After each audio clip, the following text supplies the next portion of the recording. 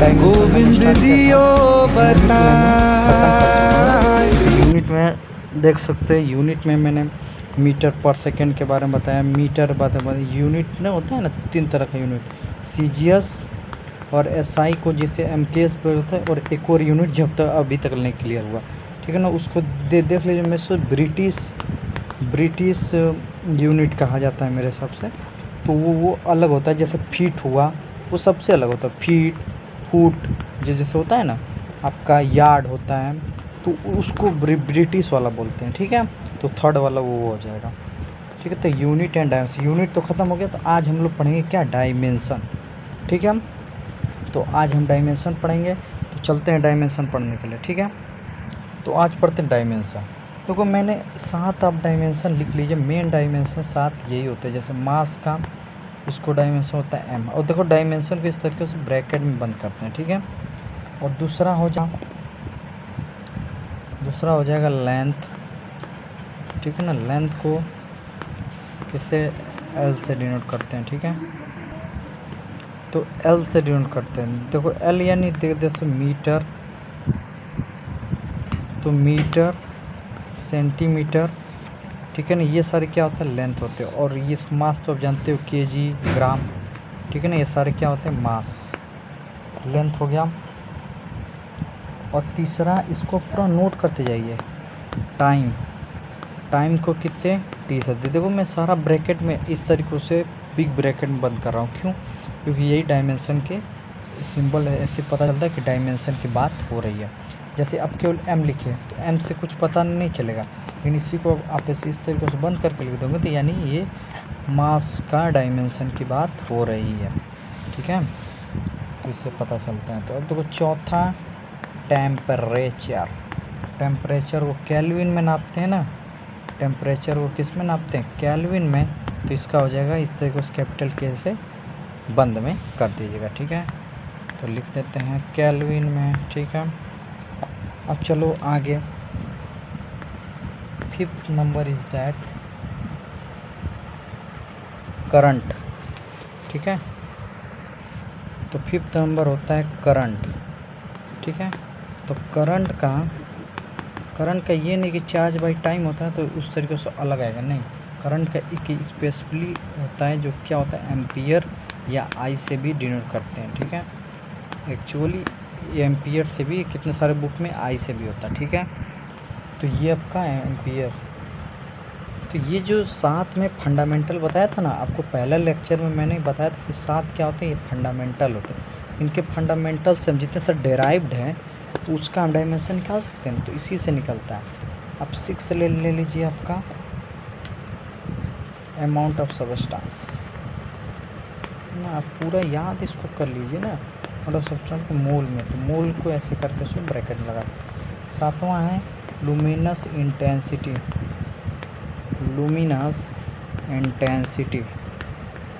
ठीक है ना। लुमिनस इंटेंसिटी जिसको कैपिटल CD से, कंडेला में होता है ना, तो इसीलिए CD, ठीक है। और कैपिटल नहीं, स्मॉल लेटर, सॉरी। तो इसको आप पूरे तरीके से लिख लीजिए, आप स्क्रीनशॉट मार लीजिएगा इसका, ठीक है, बहुत ज़रूरी है। तो अब ये स्क्रीनशॉट मारने से नहीं हो, क्यों, आप नोट्स बनाएंगे, नोट्स ही बाद में आपको रिवीजन करवाएगा। आप जेई का तैयारी हो, देखो 2 दिन बाद ही संडे को नीट का पेपर है, इसी तरह जेई का आ जाएगा। जो क्या, जो नीट वाले जितने सारे हैं, नीट वाले डॉक्टर का होता है, तो नीट वाले जितने सारे हैं, तो क्या वो 2 दिन बाद, अब 2 दिन जब बाकी रह तब वो उनको रिवीजन होगा तो कैसे करेंगे बताओ। तो उसका नोट्स ही ना कुछ करेगा। तो बहुत सारे बच्चे ये जेई का क्लास चल रहा था, केवल जेई का नहीं है, नीट का भी, क्योंकि नीट, आप बताइए जेई का अगर आपने तैयारी कर लिया, क्या नीट उससे तो थोड़ा सा उसका लेवल कम ही होता है। तो आपने अगर हाई लेवल तैयार करें तो लो लेवल वाला तो आप आसानी से कर सकते हैं ना, ठीक है। तो ये जेई का भी क्लास चल रहा है, और नीट का भी। जेई मतलब वही आईआईटी का पेपर है, ठीक है, जेई और नीट। तो अब चलते हैं जितने सारे, अब डायमेंशन ऑफ, हम नया टॉपिक डाल लीजिए, डायमेंशन ऑफ डेराइव्ड क्वांटिटी। जो जितने सारे डेराइव कर दिया उसका डायमेंशन निकालना है।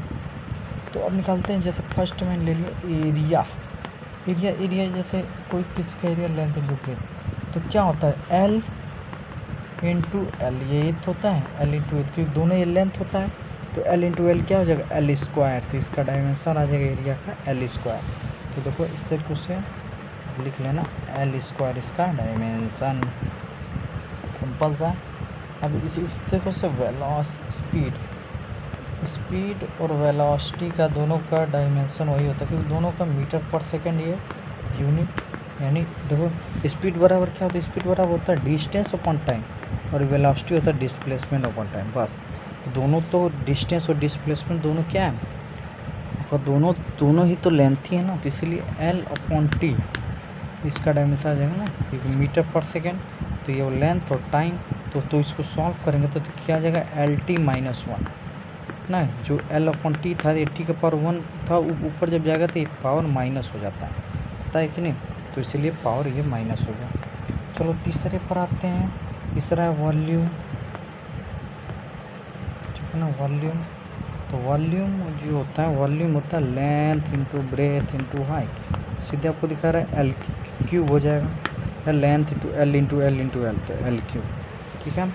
तो इसका डायमेंशन हो जाएगा एल क्यूब, वेलोसिटी क्या है एल टी माइनस वन, ठीक है। तो ये सारी चीज़ें आप लिख लीजिए, तीन मैंने करवा दिया, ये और करवाते हैं, ठीक है। चौथे पर आते हैं, चौथा आपका क्या बोल रहा है, चौथा बोल रहा है फोर्स, चौथा दैट इज अ फोर्स।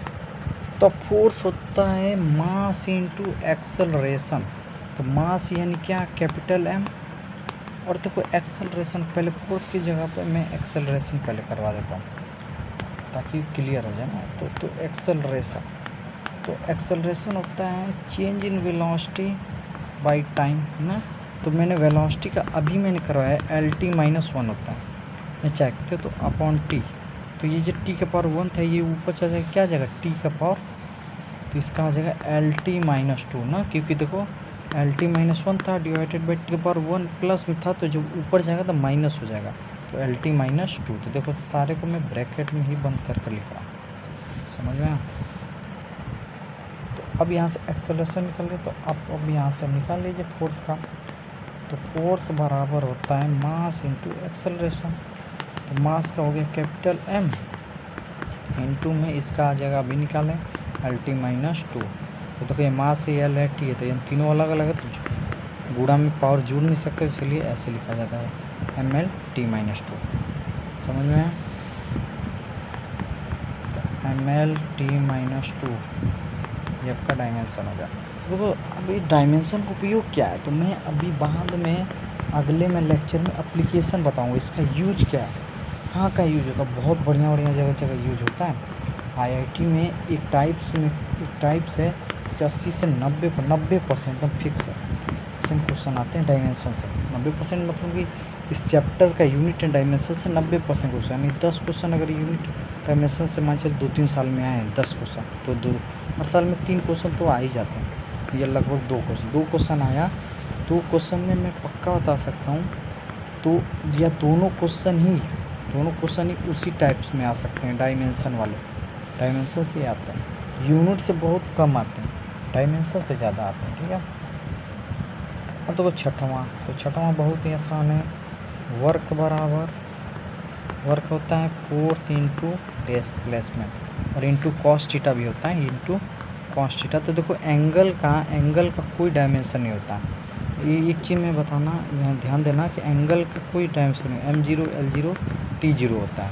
कैसे, मैंने बताया था ना, एंगल बराबर क्या होता है रेडियन होता है, यानी आर्क लेंथ बटा रेडियस, तो आर्क लेंथ मीटर में, रेडियस भी मीटर में, तो ये दोनों कट के देख सकते हो, इसका डायमेंशन क्या है एल अपॉन एल है, एल से एल कट गया तो क्या है m0 l0 t0 आ जाएगा ना, तो इसका कोई डायमेंशन। अब देखो इसका डायमेंशन अभी निकला M L T minus two, और गुणा में देखो इसका डिस्प्लेसमेंट लेंथ थी ना, लेंथ का गुणा हो जाएगा, तो यह एम एल देखो 1 पावर तो क्या है M L two T minus two, तो देख सकते हो इसका जो डायमेंशन आ जा रहा है M L two T minus two. देखो अब मैं डायमेंशन लिखवा दिया, तो इसको आपको लर्न होना चाहिए, अब ये नहीं बार बार निकालोगे, तो फोर्स का M L T minus two होता है, इसका M L two T minus two, बार बार नहीं निकालोगे,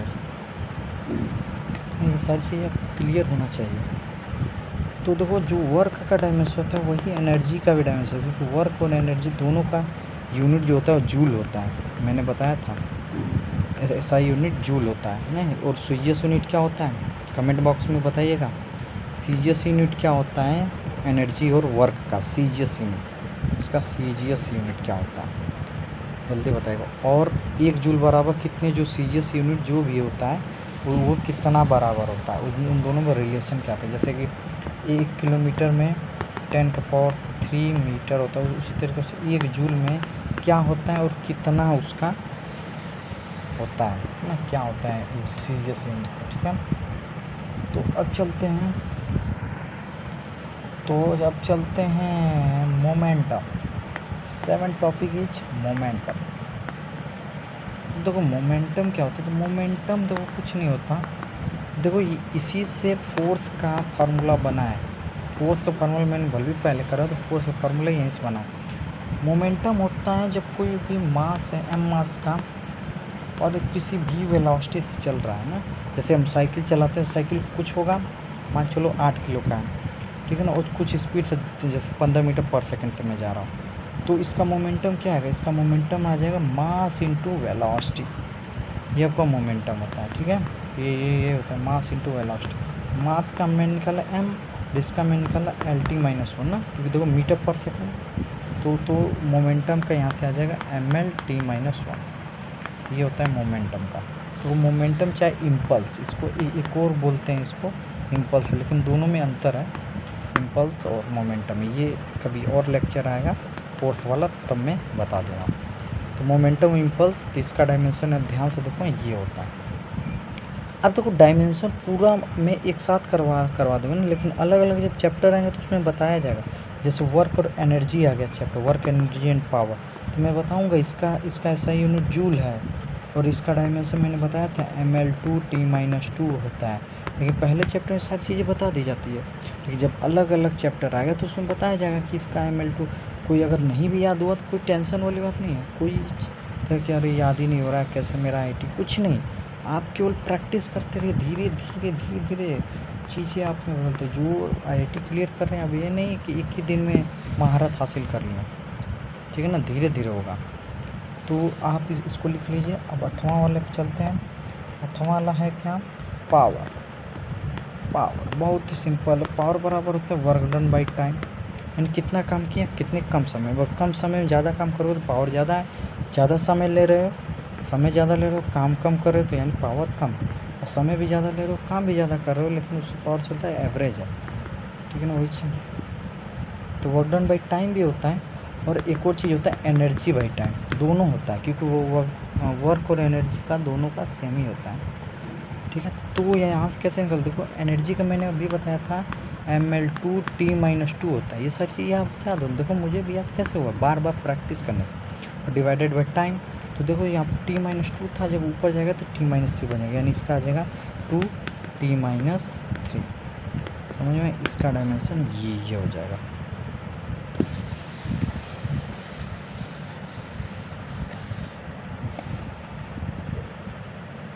चलो, तो अब थोड़ा सा ऐसा डायमेंशन आता है, आपको इस तरह को लिखा रहेगा ग्रेडियंट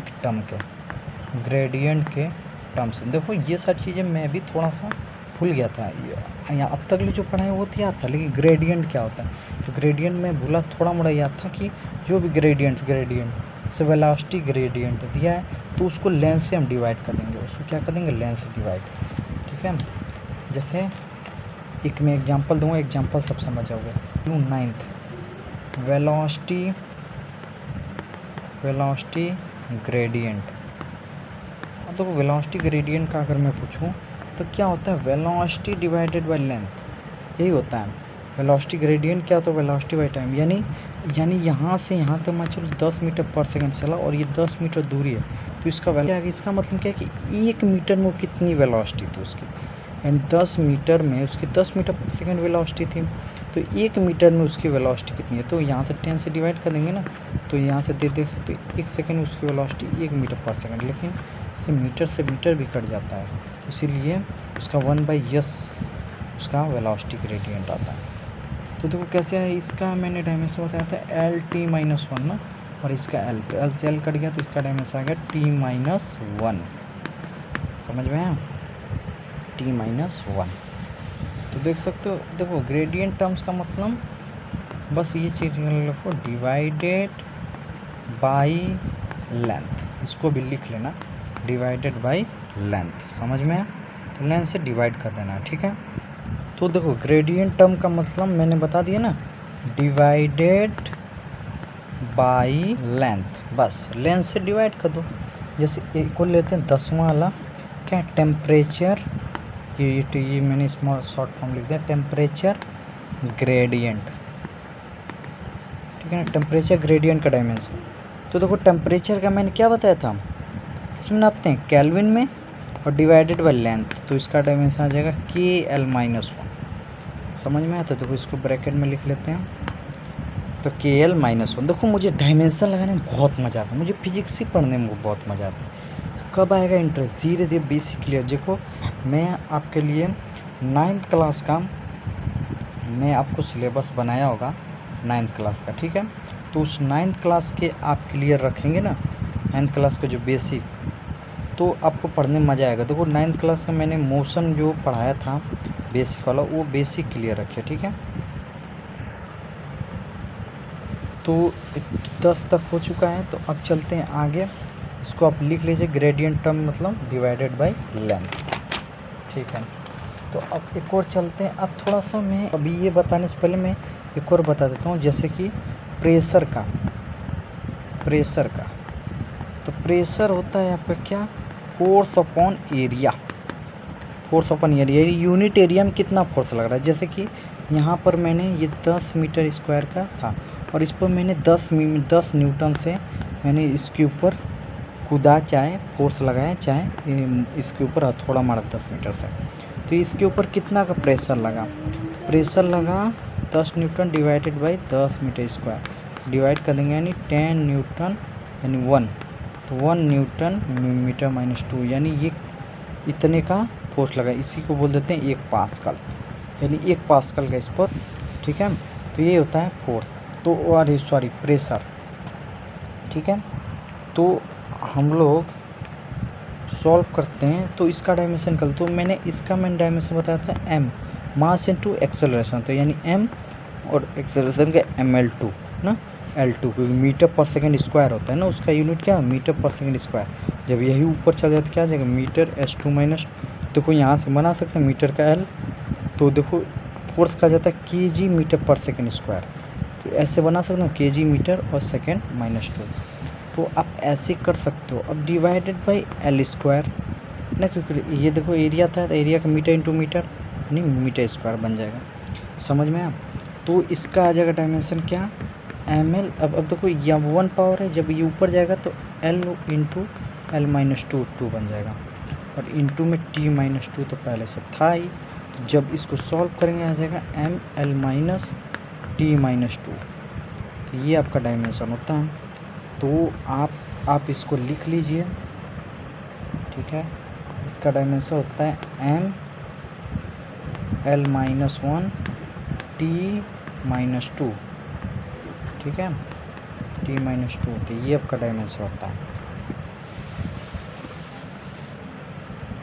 अब चलते हैं 12वें पर, तो 12वां आप यहीं से अब आ जाएगा, प्रेशर ग्रेडियंट, ठीक है ना, ये मैं शॉर्ट फॉर्म लिख दिया ग्रेडियंट, प्रेशर ग्रेडियंट। तो इसका क्या हो जाएगा, प्रेशर अपॉन लेंथ, प्रेशर का अभी मैंने बताया L माइनस 1 T माइनस 2 देख सकते, जैसे मुझे याद है वैसे ही आपको देना, डिवाइडेड बाय लेंथ, तो बस क्या हो जाएगा ml माइनस, ये कर देखो माइनस 1 ऊपर चले माइनस 2 बन जाएगा, और इधर से बन जाएगा T माइनस 2, ठीक है। तो ये आपका हो जाएगा किसका, तो आपका आ जाएगा यहाँ से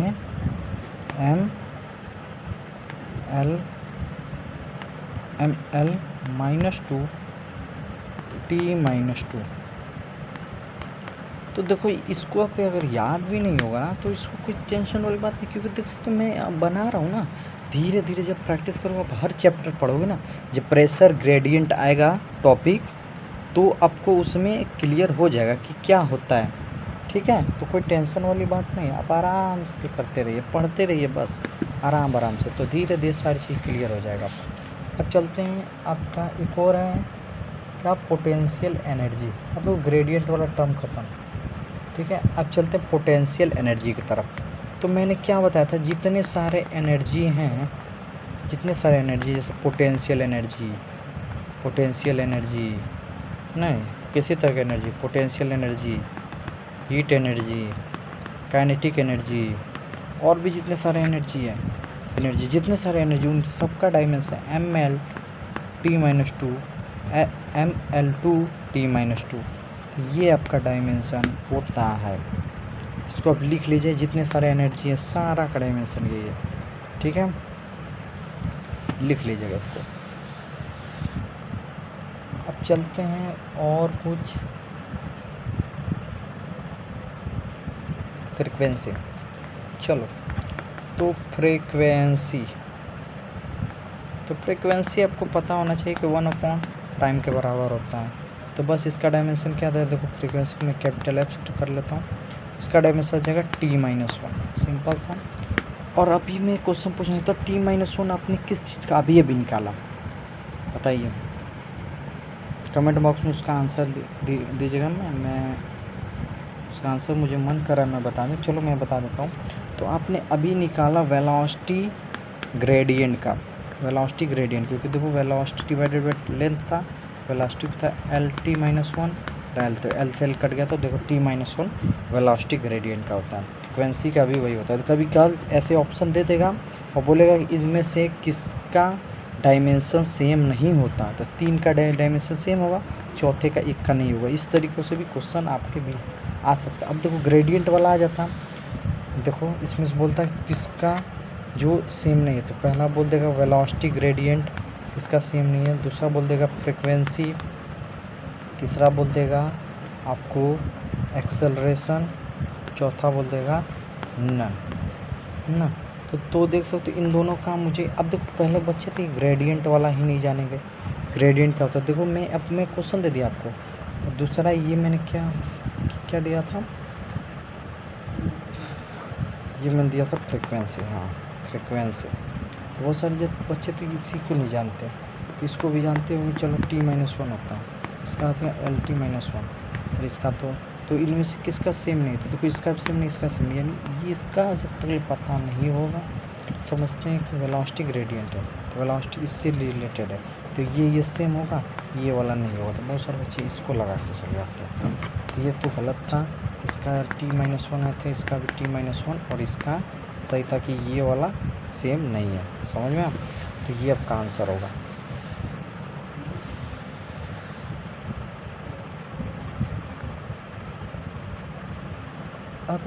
अब आखिरी चौरों वाला क्या है, टेंशन। तो आपको ये चीज़ नहीं लेना है। तो टेंशन फिजिक्स में वो नहीं होता कि चिंता कर रहे हैं, चिंता चीता के समान होता है, टेंशन वो नहीं होता। अब देखो टेंशन होता है क्या है, फोर्स, वो भी एक तरह का फोर्स है। और फोर्स का मैंने बताया था मास इंटू एक्सेलरेशन, तो इसका फार्मूला अलग होता है, लेकिन फोर्स का एक्चुअल यही होता है ना। तो इसका देखो mL(T-2), तो ये टेंशन का भी डायमेंशन होता है, समझ में आया। तो बस, तो अब थोड़ा सा 1.15वां ये आखिरी वाला, ये बहुत मेन है। आपको तो चार का डायमेंशन सेम ही होता है। अब देखो लिख लो सरफेस टेंशन। देखो टेंशन और सरफेस टेंशन दोनों में अंतर है। टेंशन का डायमेंशन में होता था mL(T-2) ना, T-2 ये डायमेंशन में होता था, लेकिन इसका जो डायमेंशन होता है, इसका डायमेंशन होता है MT-2 होता है, MT-2, समझ में, MT-2 होता है, ये नहीं होता। ये तो टेंशन का होता है, क्योंकि सरफेस टेंशन का ये होता है। वो सर समझते कि टेंशन आ गया तो फोर्स है, तो ML(T-2) ही होगा, नहीं ये होता है MT-2। तो मैं बता दूं कि सरफेस टेंशन और क्या, सरफेस एनर्जी, और है आपका सरफेस सरफेस एनर्जी और आपका फोर्स ग्रेडियंट। तो अब देखो यहीं से आप बता सकते हो, जब फोर्स ग्रेडियंट में मैंने ग्रेडियंट में क्या बताया था, डिवाइडेड बाई लेंथ, यानी इसका क्या आ जाएगा फोर्स अपॉन एरिया और फोर्स अपॉन लेंथ ना। तो मैंने इन सब का सेम होता है, ये एक और लिख लो स्प्रिंग कांस्टेंट, स्प्रिंग कांस्टेंट। अब इस चारों का सेम होता है, वो क्या होता है फोर्स अपॉन लेंथ के बराबर होता है। ये चारों नहीं, ये इसके बराबर, लेकिन इसका डायमेंशन चारों का सेम होता है। तो देख सकते हो फोर्स का क्या होता है mL/t-2 divided by length, length cut जाएगा तो सबका आ जाएगा क्या m/t-2, सबका डायमेंशन यही होता है m/t-2। लिख लीजिए सरफेस टेंशन, ये टेंशन लिखा है, surface tension, surface energy, force gradient, spring constant, चारों का m/t-2। ठीक है, तो इस वीडियो में बस इतना ही। तो मैं एक दो क्वेश्चन दे देता हूँ ताकि आप निकालिएगा। क्या मैंने एक दे दिया फोर्स इंटू वर्क ना, फोर्स इंटू वर्क का डायमेंशन निकालना, इन दोनों को मैं मल्टीप्लाई कर दूँ तो क्या डायमेंशन आएगा। ठीक है, और ले लो प्रेशर इंटू टाइम, इन दोनों का डायमेंशन का मल्टीप्लाई कर दो तब क्या डायमेंशन आएगा। ठीक है, नहीं प्रेशर है ये, पी से मतलब प्रेशर लिख लीजिएगा। तो इसका कमेंट बॉक्स में आंसर दे दीजिए। और आपका है किस चीज़ का, तो ले लेते हैं चलो, टेम्परेचर का, टेम्परेचर इंटू एक्सेलरेशन या वेलोसिटी इंटू एक्सेलरेशन का डायमेंशन। ठीक है, तो इन तीनों का डायमेंशन मुझे बताइएगा। तो बहुत बहुत धन्यवाद। तो आप हंसते रहिए, मुस्कुराते रहिए, मस्त रहिए, व्यस्त रहिए। बहुत बहुत धन्यवाद। आप मेरे चैनल को सब्सक्राइब नहीं किया तो चैनल को सब्सक्राइब। बहुत बहुत धन्यवाद।